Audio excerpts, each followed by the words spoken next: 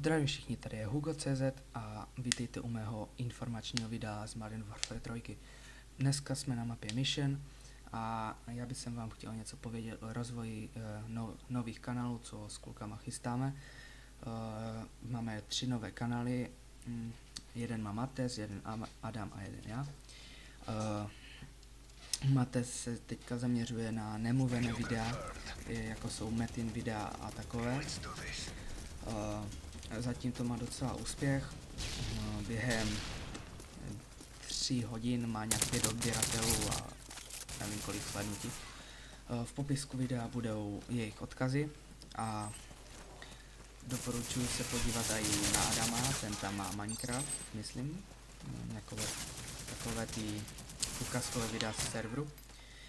A já se chystám natáčet přímo už mluvené videa z Modern Warfare 3, Battlefieldu, Deep Island a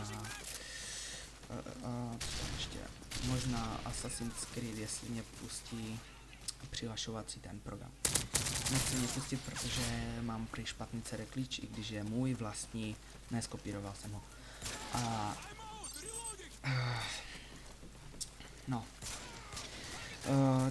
Proč rozvíjíme ty nové kanály? Protože nastal problém v Gameplay Makers s tím, že jsme se neshodovali na tom, kdo bude ten kanál řídit.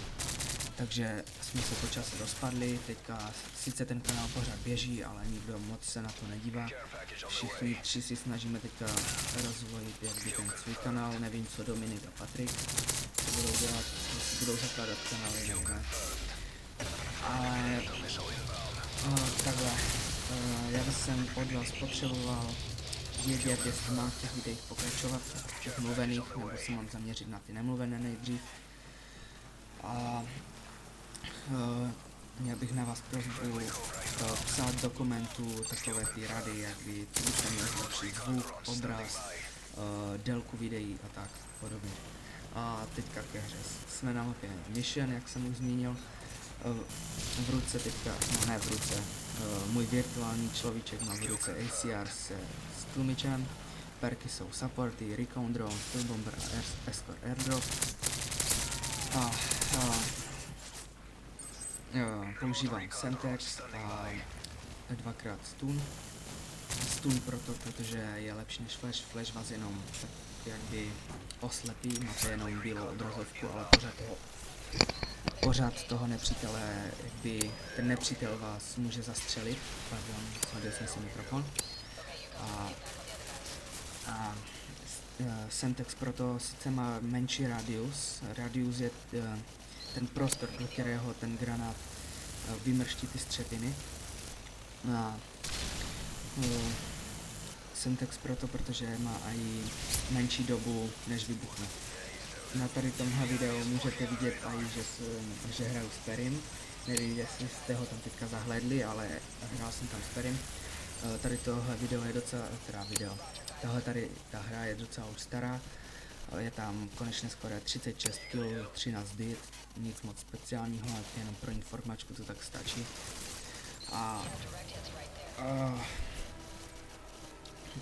Byl bych vážně rád, kdybyste dali Matesovi, Adamovi a mě odběr a like těm videům. Jestli se vám samozřejmě nelíbí, tak nedávejte nic, ale podívejte se na to, stojí fakt za to, ty videa. My se blížíme k té 4. minutě tohle natáčení, já vypnu tu lištu, je úplně jasné. Tady vidíte steel bombery, nikoho se ne, 3 dokonce, jo. Zajímavé, to se mi nikdy nestalo. Nevím, co jsem mluvil dál. My jsme se v polovině a já už nevím, co říkám.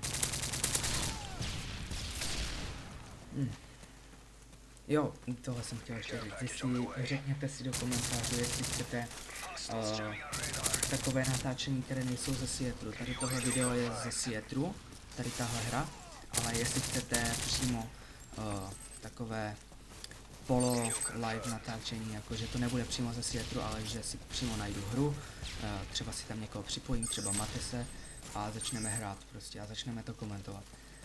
A nebo přijdu, zapnu počítač, zapnu si hru a teďka nevím, jestli je tam ta možnost pořád na YouTube, ale je tam nějakové live natáčení, nevím, co to je za možnost, vůbec se v tom nevyznám, musím se na to podívat.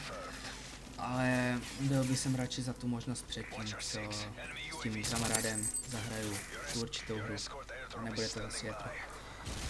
A já už tady miluji totální blbosti, takže kolik nám zbývá? 4 minuty. Jaj.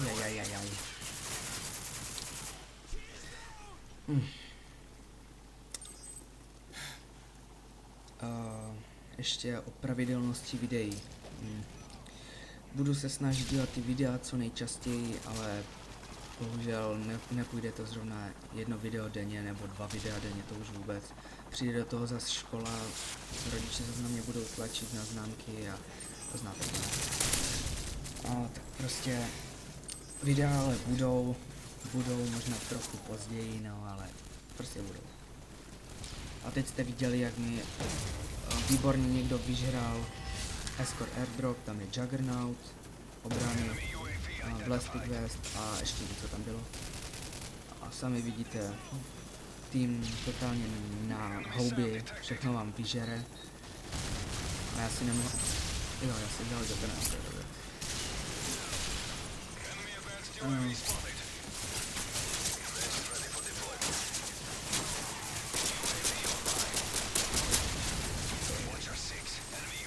No, já už myslím, že by tohle video stačilo. Už je to dost dlouhé, já už stejně nevím, co mluvit. Jsme na 6 minutách 30 vteřinách, to totálně pro tohle informačky stačí. Půlka z toho je tam nemluvená, takže...